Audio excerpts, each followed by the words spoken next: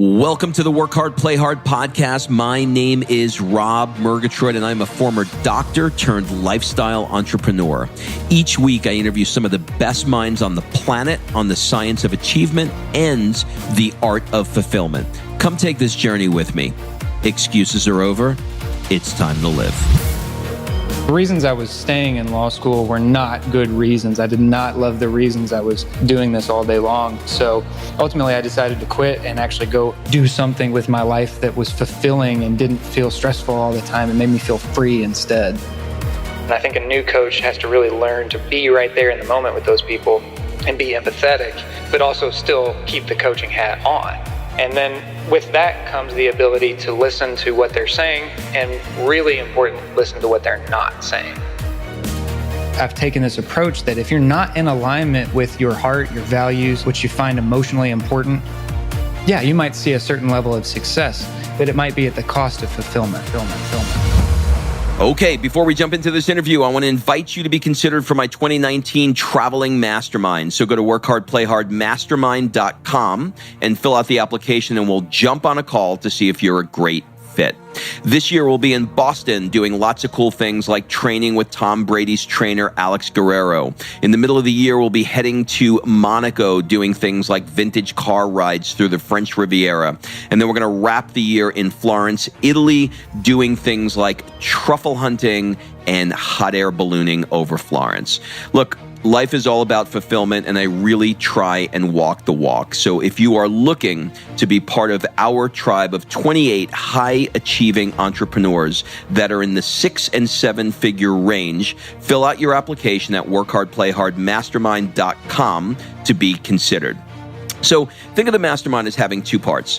The first is the trip itself, and the second part is what goes on over the 4 days within the mastermind. Our group of 28 entrepreneurs will help you brainstorm and accelerate what you want to achieve in 2019. And we'll do that through a variety of different exercises, brainstorming activities, breakout sessions, goal-setting sessions. You know the drill. So go to workhardplayhardmastermind.com, fill out an application, and we'll jump on a call to see if you're a fit. All right, let's jump into today's episode. What's up, everybody? This is Rob Murgatroyd, and welcome to another episode of the Work Hard, Play Hard show. This episode features Chris Goodman. You can find him on Instagram and elsewhere at Goodman Coaching. Who is Chris? Chris quit law school and a job in corporate litigation to find what was missing in life: passion, profit, and freedom. Real estate looked fun, so he picked up a license and quickly became one of the top buyer's agents in the country. He earned Rookie of the Year, helped build $1 million team, and coached 3 more agents to become Rookies of the Year. Coaching was always the magical secret sauce, so in 2017, he took his passion for coaching into his own business. And today, Chris is an entrepreneur, consultant, and a coach for business owners of all kinds who want to become their best. He specializes in leadership, sales training, team building, mindset coaching, and creating a life and business that offers true freedom. Okay, look, he's the real deal when it comes to coaching. I have had many interviews with coaches. There's a lot of people who want to be coaches. He is a real coach, like a real coach. He will have you in the fetal position, if you're willing to go there, as he did me, by asking you questions that nobody has ever asked you, because he listens intensely. Is it intently or intensely? I never know, but he does both.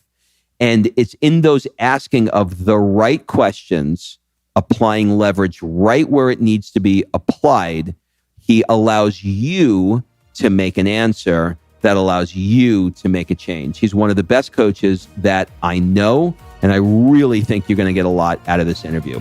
So without further ado, please enjoy this conversation I had with Chris Goodman.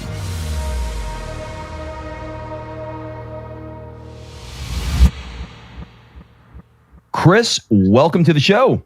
Thank you so much for having me. I'm excited. You know what, man?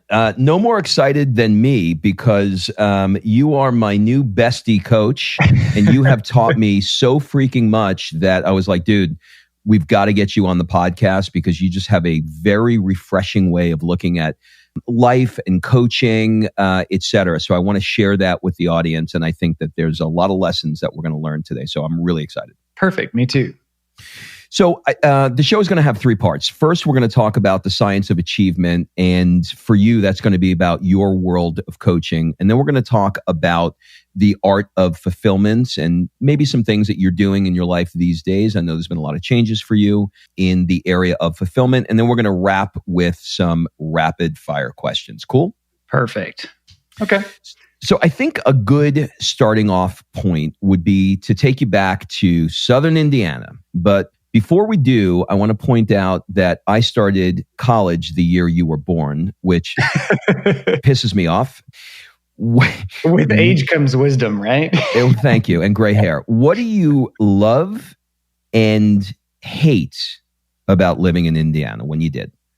You know, there's a lot to love about growing up in a small town. I grew up on 80 acres of woods out in the middle of nowhere. And I know a lot of people say that. I mean, we really, like, our closest neighbors were about a half mile to a mile away on each side. So I grew up in this park-like setting, which was peaceful and quiet. And for a kid, you know, it's like a playground. Everything is fun. And when I had friends over, they were like, I can't believe you live here. You know, it's so amazing. Well, you know, it also got kind of boring sometimes. So Southern Indiana has this Southern charm, this small town appeal. Everybody knows everybody.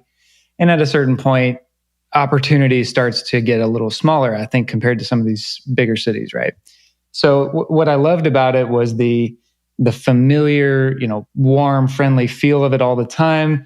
I wouldn't say I hated certain aspects of it. What I outgrew, though, was the small town Southern charm feel, right? So I started to be drawn toward bigger towns. Like Louisville is 30 minutes away from where I grew up. And that's where I kind of anchored down for a long time. And I'm sure we'll get into this, but now living in the LA area, life looks a whole lot different. Yeah, I bet. You know, it's hard for me to, when people sort of like, you know, we all think that everybody, you know, comes from the same sort of place. And so, you know, people will say to me, you know what it's like living in a small town. You know how everybody knows everybody. I'm like, no, I grew up in New York. There were 14 million people in my county. I have no idea what it's like to live in a small town. To me, right? There were 100 or so people in my graduating high school class, if that brings it down to size. I had 100 people in my building. Amazing. Okay, so let's fast forward to you entering law school. Why do you think you wanted to be a lawyer? And what was the triggering event that made you say, I don't want to be a lawyer? Good questions. There was a lot of reasons for me to go. I wanted to be the first person in my family to have a professional degree, you know, to get a doctorate of some kind. And for a long time, people told me, you're so argumentative, you're so curious, you love to learn, you love to read, you love to write, you really need to go be an attorney. So that's the reason I got into the legal field in the first place. A lot of people tell me that's what you should do. And it seemed like a good opportunity, right? To be able to, you know, people tease lawyers that they have the keys to the kingdom. They write legislation, they write the laws. So it sounded like fun. It sounded kind of like a power trip in the background. But what I really was drawn to was the intrinsic skill that I saw lawyers have. They were so sharp and so smart and could outthink or outmaneuver anybody. And I just wanted to be like that, I think, anyway. So that's why I got into the legal field. And then your next question was, what prompted me to get out of it? Is that right? That's right. Yeah. So this is a funny story. I tell that 2 squirrels convinced me to get out of law school. 2 squirrels. 2 squirrels. So you really are from a small town. No kidding, right? So I'm sitting in my house studying contract law, this 800-page, ridiculously thick, dense contract law. You can imagine how much fun that was. And, you know, I'm poring over this book and I'm stressed because I was still working at the firm part-time and going to school. And I had my back door open to my backyard, and these 2 squirrels were running around while I'm trying to study, making all this noise, rustling all the leaves. And doing what squirrels do.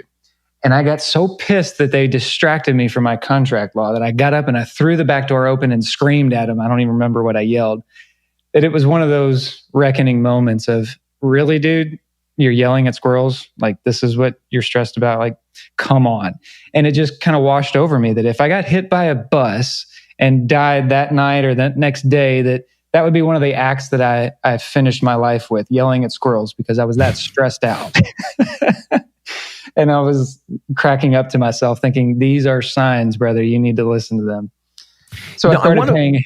Go ahead. Go ahead. Continue. I'm sorry. So I was just going to say, I started paying attention to how much stress I was experiencing from moment to moment, and realized that the reasons I was staying in law school were not good reasons. I did not love the reasons I was doing this all day long. So ultimately, I decided to quit and actually go do something with my life that was fulfilling and didn't feel stressful all the time and made me feel free instead. So I want to point something out to people that are listening that are either at the beginning of their career or maybe they're looking at a second career. Both you and I share something in common in that, we had all these shoulds, right? Tony Robbins talks about you should all over yourself, right? Right. So, you should be a lawyer because of X, Y, and Z that you just mentioned. I should be a doctor because of X, Y, and Z that I've mentioned before.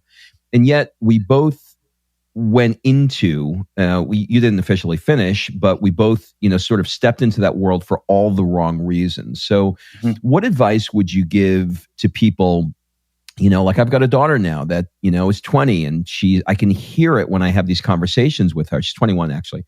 I can hear it when I have these conversations with her. And, it's all about logic. If I get this degree and I get this job, then I'll have this career and I'll make this much money and I'll have 2.3 kids and I'll have this house. Do you know what I mean? Yeah, but there's no weight that is put into two things. One, would I really love to do this? And two is, what is the day-to-day of this job really fucking like? Do you know what I mean? Like, what is it really, really like? So how would you help somebody who's in that situation? Oh, there's so many different directions to run, and it's fun to customize it based on their story and their goals. But I think the blanket thing that is true for everybody is that decisions get dangerous when they come from your head and not from your heart.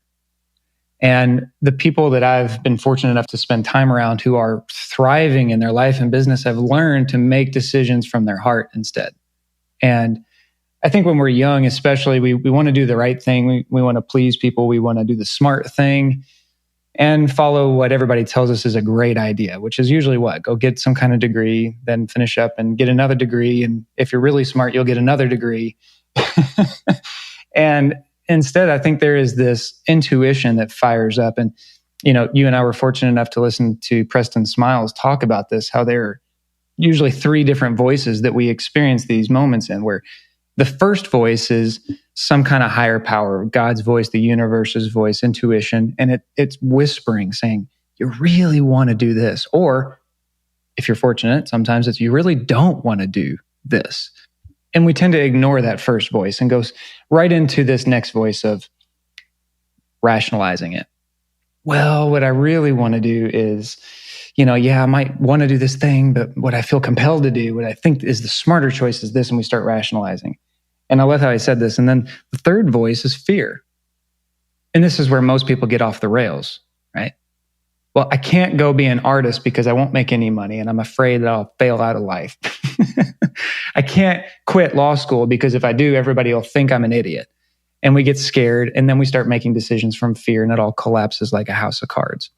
So if I could do anything to intervene there and jump in between somebody and their shoulds, it would be listen to that first voice a whole lot more and spend time thinking about what you actually feel like you want.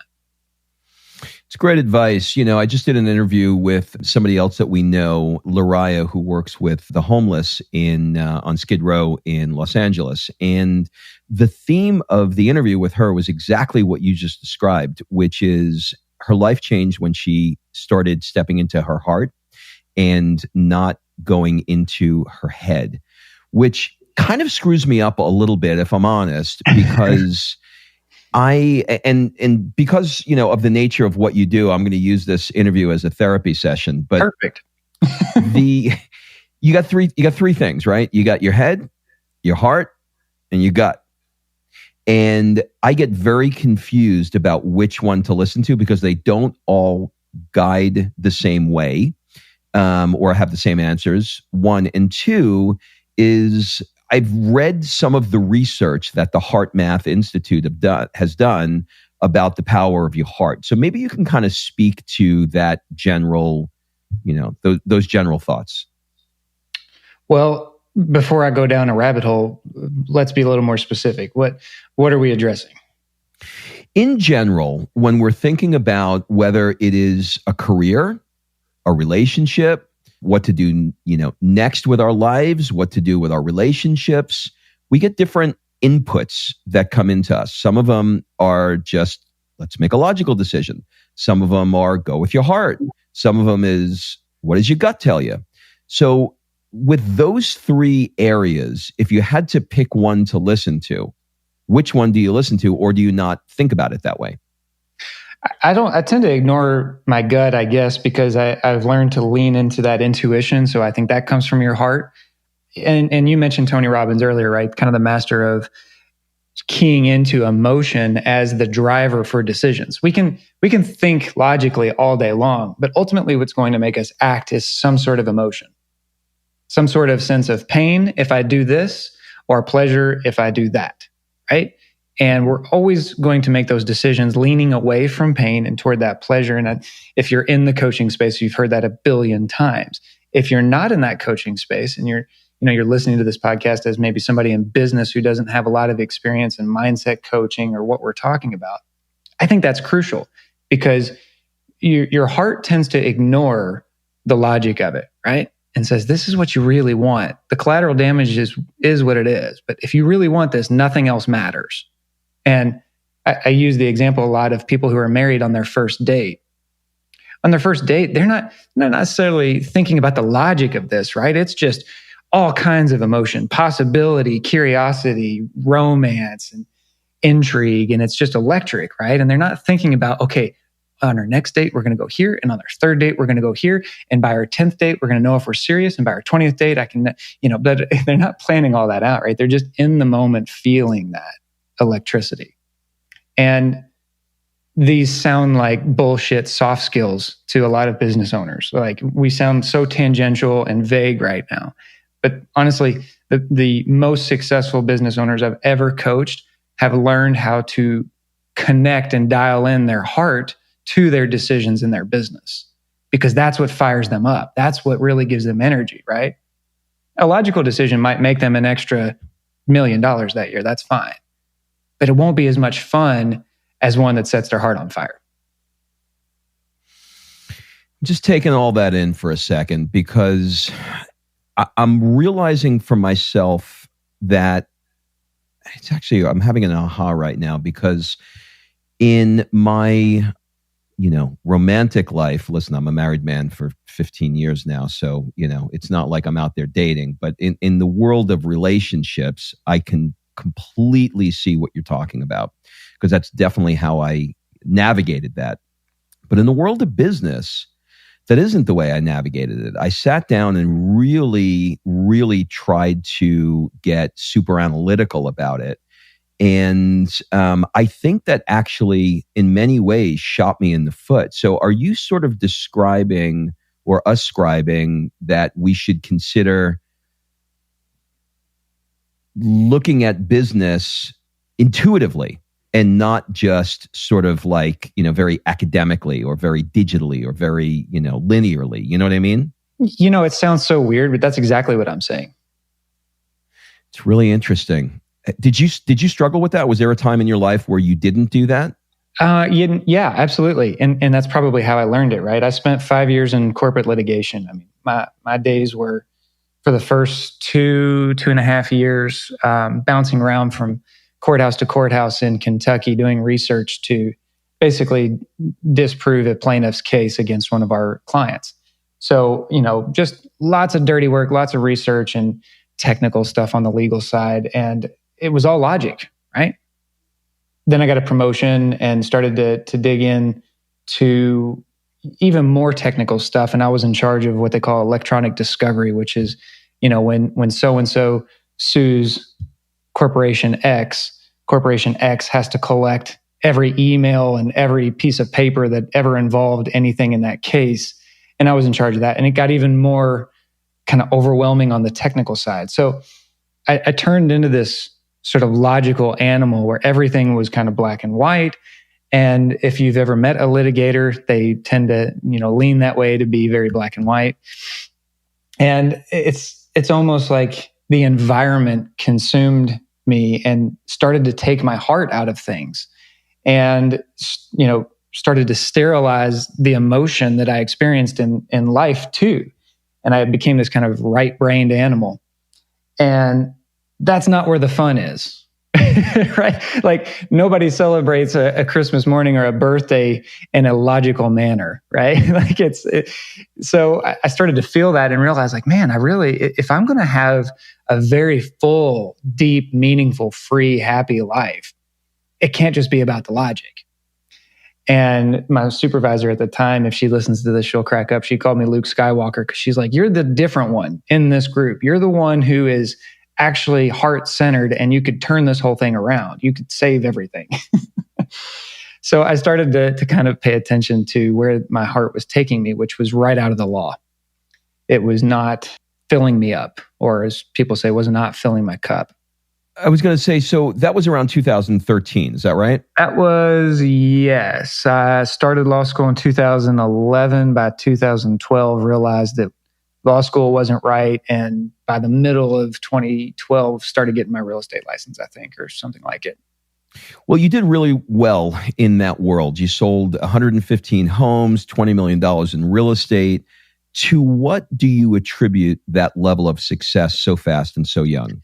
The first and most important thing is the team that I was fortunate enough to serve with and my partner in the whole fun of it. No man is an island. The only reason I was able to sell that many houses was because I had an immensely talented team at my back the whole time. And, while I sold 115 houses in that time, I think they sold something like 400, if not more. So the numbers are not impressive. What's impressive about it was that we had a team that worked that well together, and that we were all driven by the same things, motivated by the same things. And I think this is in the same vein that we're talking about serving from our heart. This is why it worked. We served from our heart. We showed up to really help these people. And that's why I've taken this approach that if you're not in alignment with your heart, your values, which you find emotionally important, yeah, you might see a certain level of success, but it might be at the cost of fulfillment.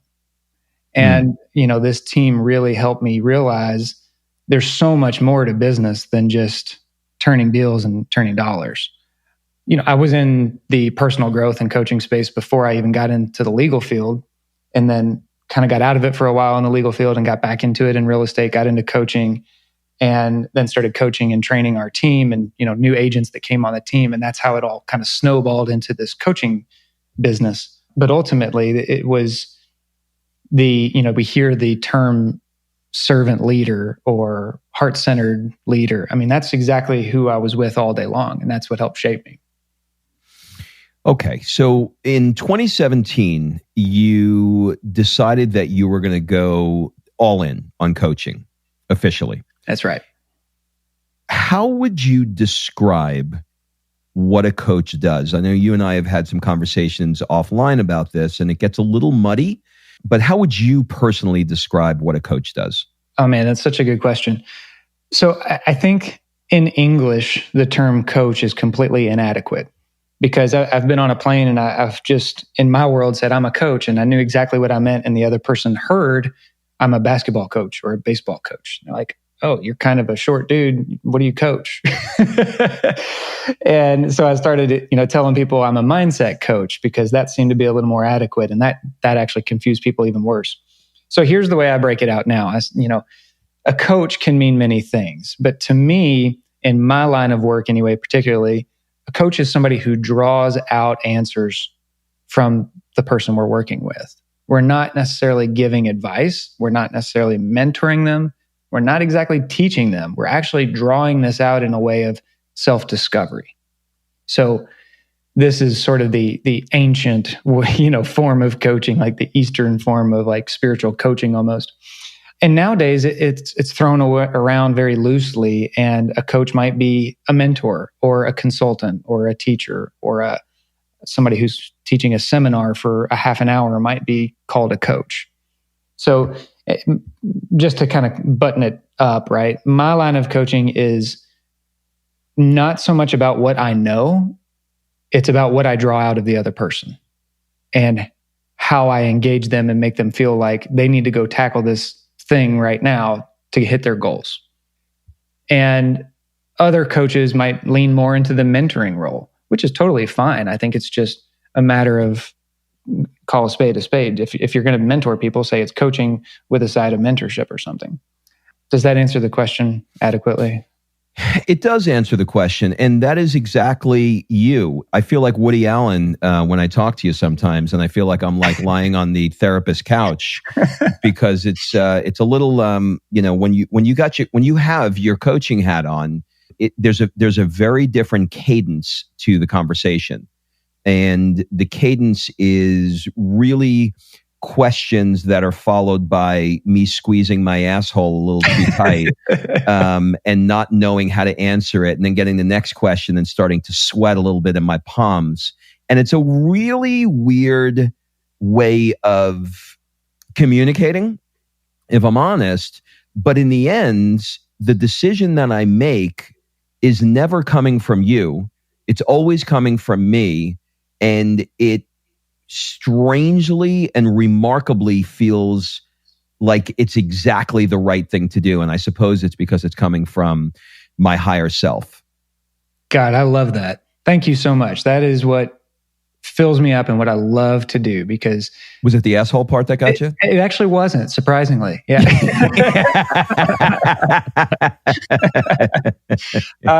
Yeah.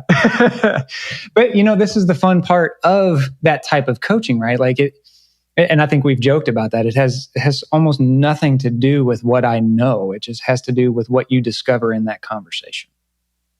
Yeah, absolutely. So, all right. So let's dig into coaching a little bit, because there are a few coaches, I'm sure, that are listening to this podcast. What, in your opinion, are the key ingredients to becoming a good coach, other than being a good listener? There's so many that flood to my mind. The first Give me two or three. I know there's 1,000, but just two or three the first high thing level. that comes to my mind is you've got to get out of the way. You've got to be able to learn how to create space in between you and that person and what we're talking about. So there's when I'm teaching new coaches, which is always so fun to do, but this always comes up. They're so excited and so eager, and they want to jump in and solve every problem immediately, and they just talk the person's head off. And I'm like, guys, there's a quote from Rumi that I want you to memorize. And he said, "Out beyond right doing and wrong doing, there's a field. I'll meet you there."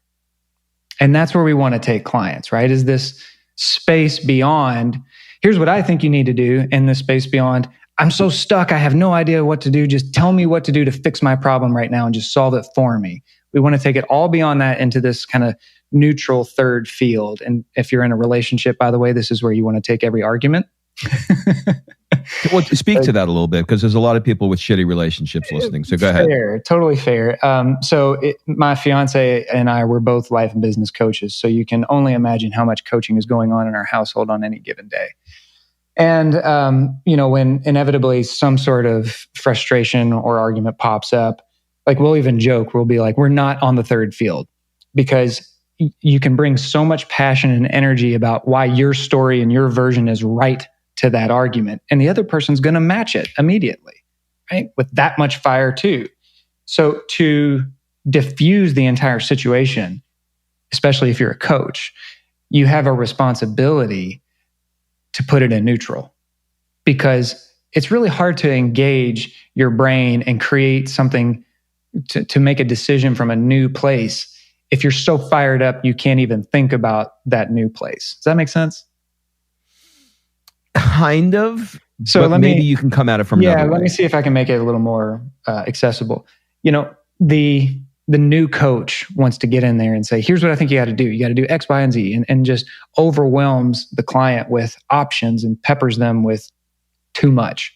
Instead of slowing down and creating the space, what I mean is opening the door and letting that person walk into it. So an example would be, a new client comes to me and they're like, I'm so burned out. I'm so frustrated in my business. I'm working 80 hours a week and I've got no bandwidth left. I go home and my kids want to play and I just want to sleep and I'm fucking tired of it. I have no idea what to do. I could easily jump in and be like, okay, here's what we're going to do. We're going to set up a new business plan that involves hiring 5 more people. We're going to talk about profitability and look at blah, blah, blah, blah, blah, blah, blah, blah.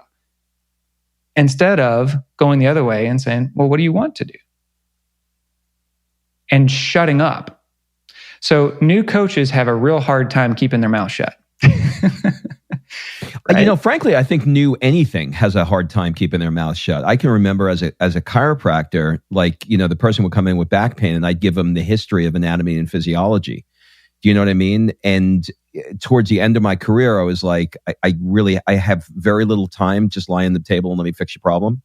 Do you know what I mean? And so you're right. That comes with skills for sure. I mean, with time for sure. It does for sure. And it comes with when you meet somebody whose feet are firmly on the ground and you just know they're confident in what they do. I think a new coach is setting out to kind of prove that, I got to show you what I'm all about. I got to prove my worth here in 30 minutes or else you're going to fire me and I'm going to lose all my income.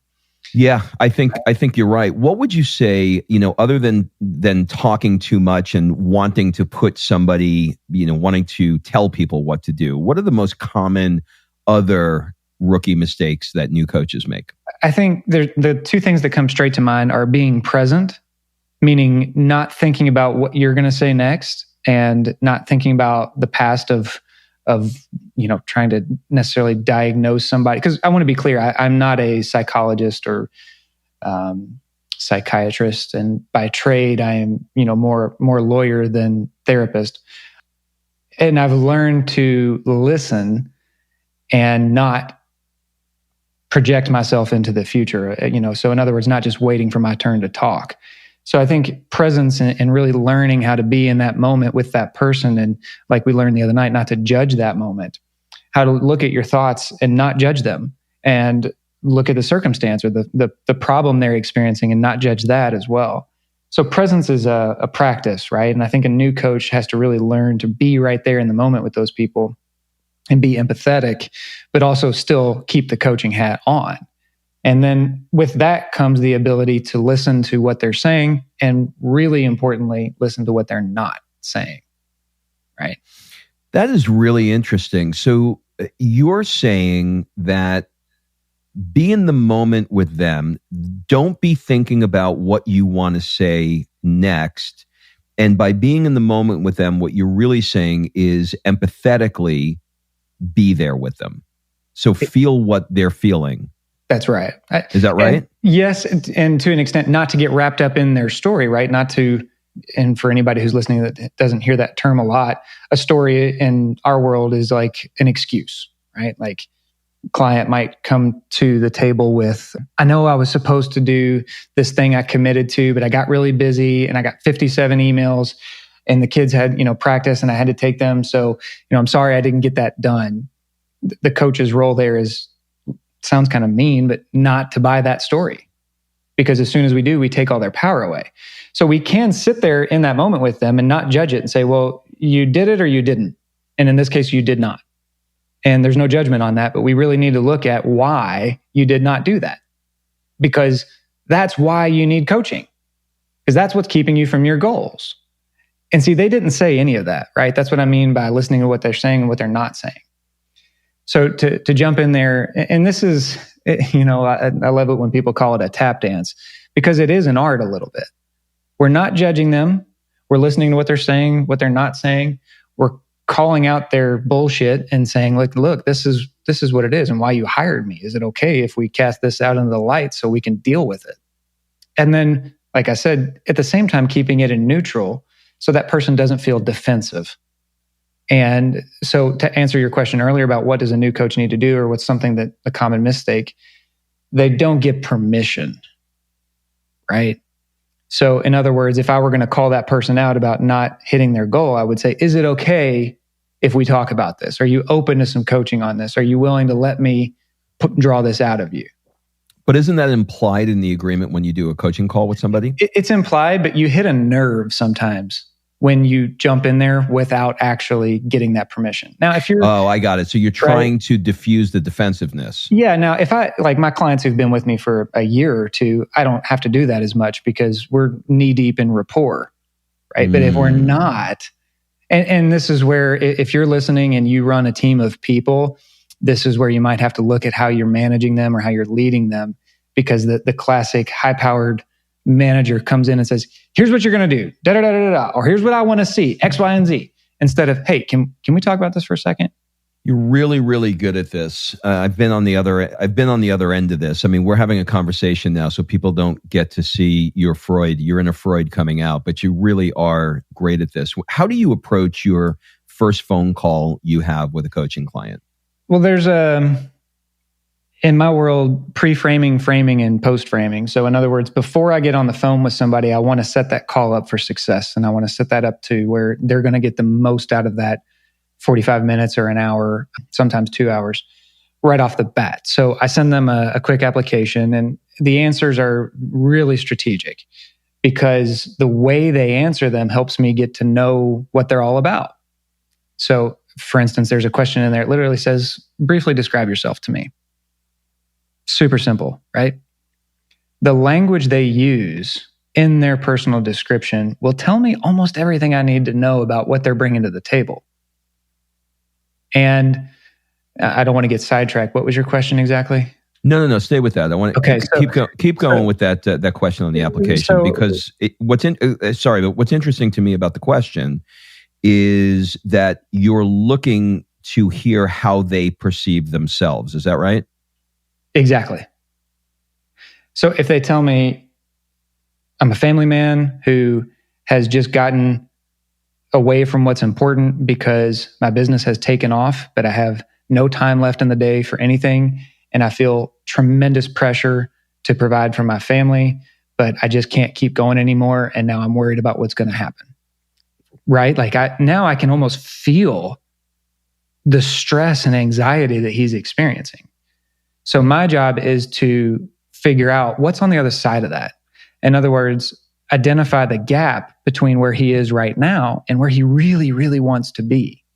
So on that call, when we get on, I usually take the reins. I'm very driven and assertive most of the time on those calls. And like you said, I'm a little bit of a different animal on those coaching calls. But I usually take the reins and I say, look, we want to get somewhere today. In order to get somewhere, I need your permission to work with me. I'm going to identify your gaps. It's going to get uncomfortable. I need you to be real with me. Is that okay? And when you come out of the gate like that, usually knocks people around a little bit like, oh shit, this guy's serious, right? But it is serious. We're talking about your life here. We're talking about the future of your business, the welfare of your family. These are high stakes. So let's make the most out of it. So when we get on... Go ahead. Well, I was going to say, do you sometimes, when you are maybe reading an application beforehand or getting on the phone with them, do you sometimes have some preconceived notions like, okay, I know exactly what the challenge is and I know how I'm going to go after this? Or have you trained yourself now to hold your natural biases back and just be in the moment like you described earlier and just kind of like allow it to flow the way it flows? Totally the latter. Okay. I mean, I'm human. I might have an impulse of judgment, and I've learned to immediately wrangle that and say, whoa, let's step back.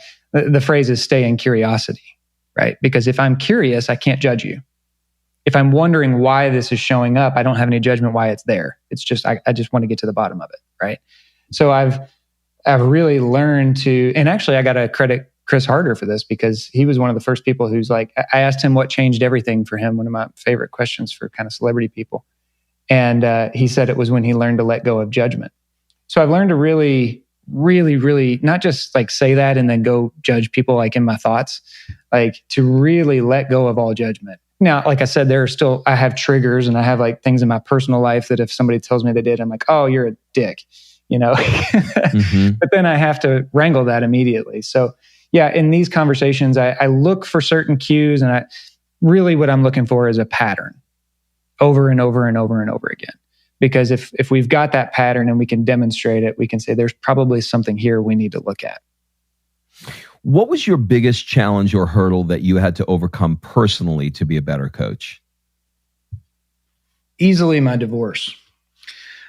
I was like the CNN edition of this, because I ended up telling the story to a group a couple weeks ago, and we went down a train ride of an hour and a half of conversation about this. So the much, much shorter edition is, as a kid, I found out my father was having an affair.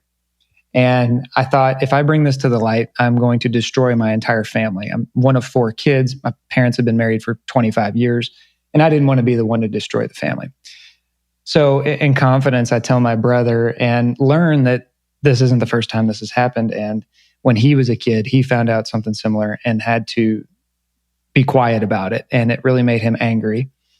And so together we told the family like what's going on, and Dad, admitted it was true. And it was a clusterfuck. It was a dumpster fire in terms of what families can go through. So for the next few years, I hated my dad. And I say few years, it was like 9 years. And it really scarred me because, I watched so much pain and anguish for everybody as a kid. When we look at traumatic events in our life, I want you to understand that, yeah, compared to a lot of people, this is not that big of a deal. There are much worse things to happen in your life than what I experienced. But trauma is relative. This was the worst thing that ever happened in my life at that point, and it really took a toll on me. It really shaped me and made me think, well, there's something I will never do. Will never cheat on somebody. I've seen how much pain and harm it creates. So over time, I started, I have a lot of friends and family. I'm lucky in that regard. And unfortunately, a lot of them experienced the same exact thing. So I watched, for instance, my sister go through this again.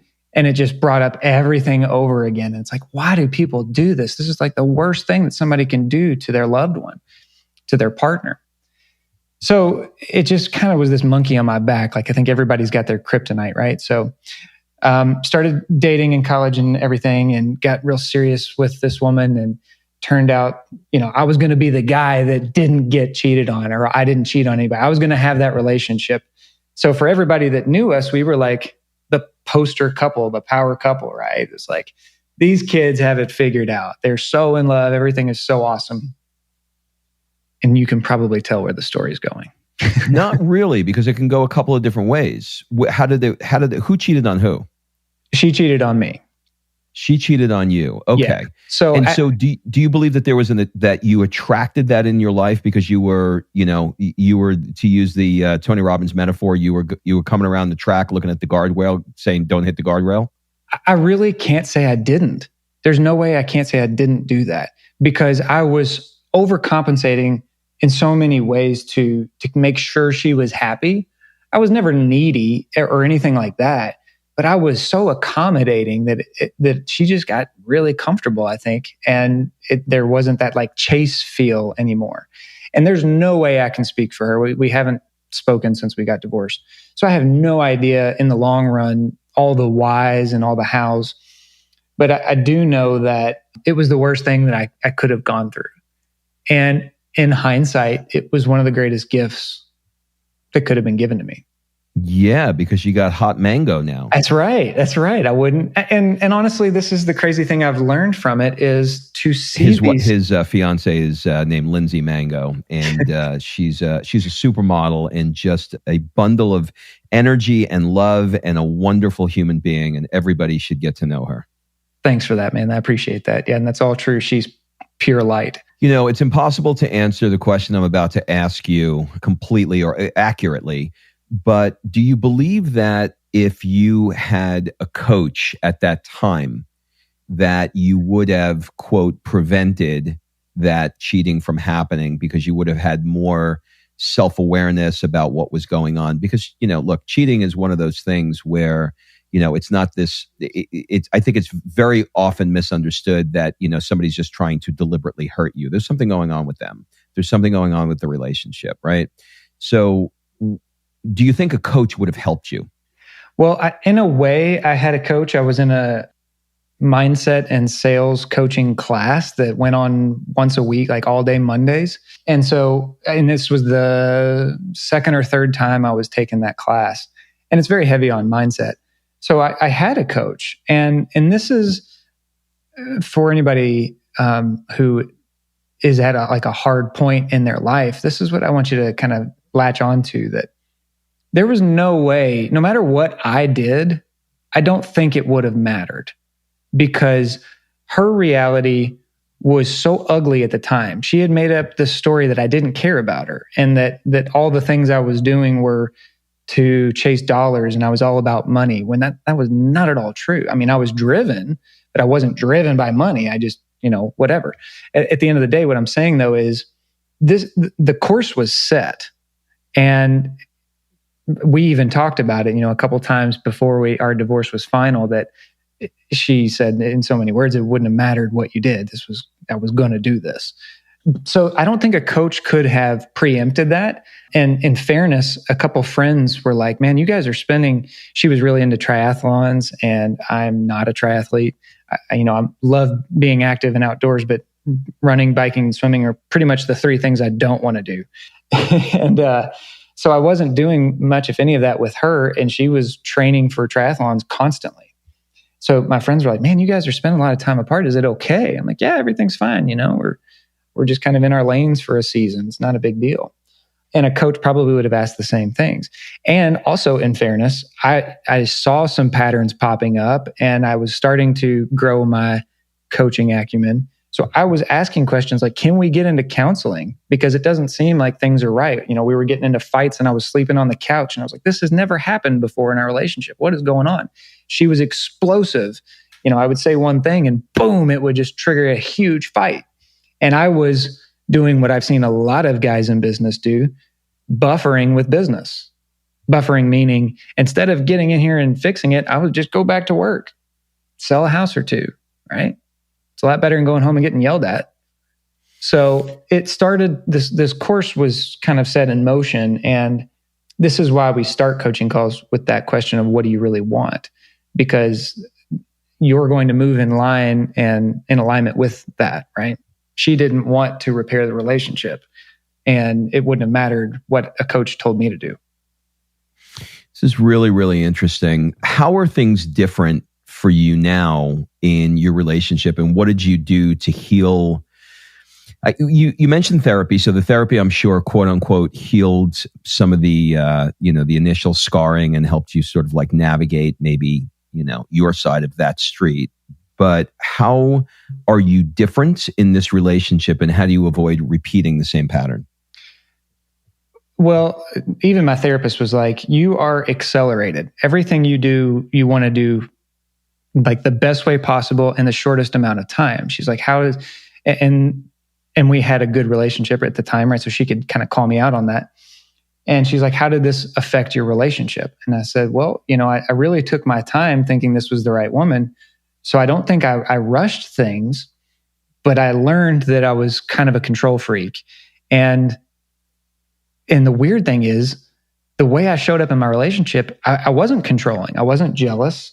But I wanted to have my hands on kind of everything to make sure it was the best way possible. And what I've learned, and I'm still learning to do, is to just let go.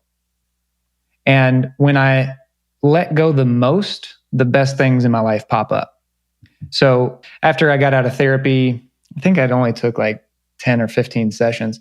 After I got out of therapy, I started dating again after a while, and people were like, oh, it's too soon. And I was like, guys, I don't think you understand. Like, I've learned a lot. I've learned about letting this go, and that I think this was a big piece of it. Learning that the right person wouldn't do this to me, or, even consider it. So clearly this wasn't the right woman for me. And once I made peace with that, it was like, okay, now I can start kind of letting her go and looking for the woman who would not do that to me. So that was a big part of it. And then just kind of learning, when you're dating, it's like, oh my gosh, this sucks. I didn't want to start dating again. Well, you and I share this in common, and I won't go into it in this episode because the story, which you and I can talk about offline, and everybody else will just have to figure this out when I decide that I want to share this publicly. But I was cheated on as well. And I was at a Tony Robbins event, and I had the good fortune of spending some time with Tony's wife at the time, Sage. And she knew me and my then wife. And when I came back to see her again at a later time, she asked me where she was. And I told her, that we separated. She goes, "Oh my God, what happened?" And I told her. And she said, "Oh, that's great." I'm like, "That's great. Why is that great?" She said, "Because your soulmate would never cheat on you." And I was like, "What do you mean?" She said, "Well, if she was your soulmate, that would never happen. She would never have cheated on you." And I don't know whatever that reason was, but that gave me solace. That gave me peace of mind. There was something in that simple sentence that was so truthful to me that somebody that truly was my soulmate, truly was meant for me, would never do that. It just wouldn't happen. And so anybody who finds themselves, who's listening to the show finds himself in a situation like that, where they're like, "Yeah, but you don't know what she did, or you don't know what he did." And I just really believe that your soulmate wouldn't do that to you. You know what I mean? And I relate so much because I remember feeling relief when she said something similar to what Sage said. And thinking, actually, she taught, the therapist is who I'm talking about, she taught me that this saying that everything is temporary. So even your pain is temporary, but that also means you really need to celebrate what's great, because that's temporary too. And it gave me a whole new perspective of like, I will not say enjoying my pain because it wasn't fun at all, any second of it, but just trusting that this, I know everybody says this too shall pass, but when you're in the middle of it, you don't want to hear that. Right. But tying it to that, even the good stuff, the great stuff, is temporary as well, makes you really get rooted in gratitude, which shifts your entire state.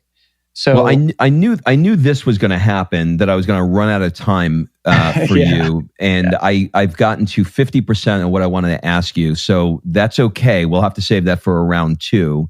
But what I want to do, just for the sake of time, is I'm going to move into our rapid fire round. And so Perfect. Answer as quickly or as slowly as you like. It's basically a first thing that comes to mind round. What would your friends say is one of your superpowers? Asking really tough questions. As your friend, I would say that is correct. Is that right? Okay, so we're on track there. I tend to get what I want out of life and business. I've learned to not really settle. I think that, as I say that, I'm looking at the ocean from my house now, where we just moved. So I think I've just gotten kind of a reputation of, I won't say a diva, but it's just like, if I really set my mind to something, it's going to happen. What's one of the things you're afraid of right now? Oh, good question. I haven't thought about that in a while. I think wasting my potential is kind of a monkey on my back. What keeps you up at night? Nothing, really. Okay, that's good. What do people never ask you, but you wish they did? Well done, Rob. I don't have a good answer, which means I have to actually think about it. Okay. What is the one thing that you want to get better at? Creating a breakthrough for someone else faster. I think there's always a way to do it faster.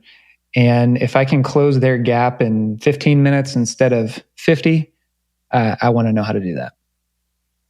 What book have you reread the most? The One Thing by Gary Keller and Jay Papasan. I thought you were going to say that. What is your guilty pleasure? Gummy, like the fruit gummy snacks, and not the California kind, just the regular. By the way, you know what I love about this question? This is one of those questions where every single person gives me a different answer when it comes to the guilty pleasure question, because I ask it of everybody, and I love hearing the answers. Yeah. Yep. It's a really lighthearted way to get to know somebody. I like it. What is one thing that you own and probably should throw out, but never will? My dog.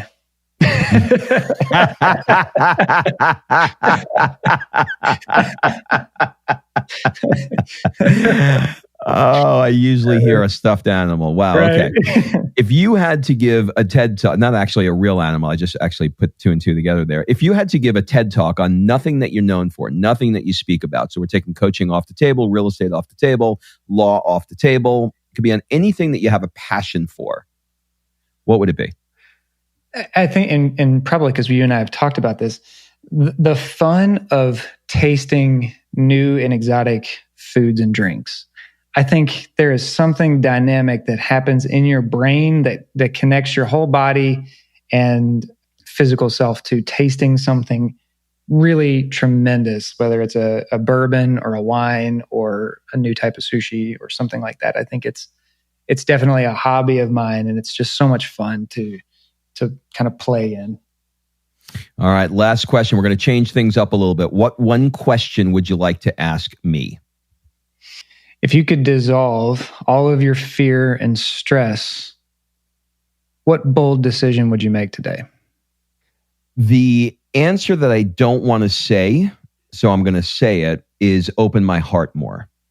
So here's the really fun part. If that's the case, and totally jumped into coach mode, so I didn't get permission here, but if you were to give me permission, the question I would ask would be, what's the one step you need to take to do that?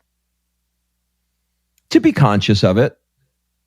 Because I think that there are thousands of opportunities that we have throughout the day to lead with our heart and to do things that are more heart-centered. And I think for myself, as I get busier and have lots of things going on, that my intention is to become more efficient in what it is that I'm doing. And very often it is in that efficiency in me accomplishing something or attempting to accomplish something, I will discount things that I know that my heart should be paying more attention to, like picking up the phone, calling mom, spending a half hour on the phones, because my dad passed last year or 2 years ago, and seeing how she's doing. But, I'll often look and say, oh my God, I have so many things going on. I need to get this handled. But yet it's on my heart and I know I should be doing it. So I would say paying attention. Yeah, being present in that moment and actually feeling it, right? Yeah. Instead of just doing what our habit is, which is to dismiss it and say, no, I got better things to do. Well, judging from that last question, everybody listening knows that this dude is a really freaking good coach. So do you have you're welcome, any final words, suggestions, or an ask for the people that are listening? I think I do have an ask. And it's because so many people don't know what the type of coaching I do looks like. I want to invite them to have that kind of conversation. And honestly, I don't care if it's with me or if it's with another type of coach, because once you start looking into what kind of coach would I hire, you are attracted to the right type of person. And I am not for everybody. I'm a little too brash for some people. I'm a little too conservative for some people. So I just want you to start and engage in finding somebody to look at your blind spots and open the doors of what's possible for you. Because don't get me wrong, you don't necessarily need a coach. You're probably fine. But if you want to get there faster with less stress, and you want to compress the time that it takes for you to achieve that goal, why not at least have a conversation about it? So that's what I'm fired up about lately. There's only two ways to work with me right now, and that's one-on-one and in my new mastermind. So whether they want to get into one of those kind of relationships with me or with another coach, just start looking, because you don't know what you're wasting. I absolutely love that. And I am going to encourage you to do a podcast where you do live on the air coaching. I have a friend, Christine Hassler. Do you know who she is? I do. Christine Hassler does, for the Podcast One Network, she does live coaching on the air, and she's really, really good at it. And I would love, I, for one, as they say, would love to hear a male presence in that space, because I think you'd be beautiful at live coaching. So maybe we can talk about that. Done. I'm willing to commit to that. That sounds all right. Awesome. Because I think there's a lot of coaches who would love to hear how you do what you do, and I think there are a lot of people who can learn by asking themselves a lot of the questions that you ask. So your toolbox is amazing. So thank you so much for taking the time. We will link up in the show notes for how everybody can get a hold of you and coach with you directly. Thank you, brother. I appreciate the opportunity and really am grateful for the time. All right. Thanks for listening. If you love this episode and you know someone that needs some help in either stepping up their work hard game or their play hard game, it would mean the world to me if you shared this podcast with them to help me get this movement out there. So if you like what you heard, head on over to iTunes, take 30 seconds and leave me a 5-star review, and I will be forever grateful. So until the next episode, excuses are over. It's time to live.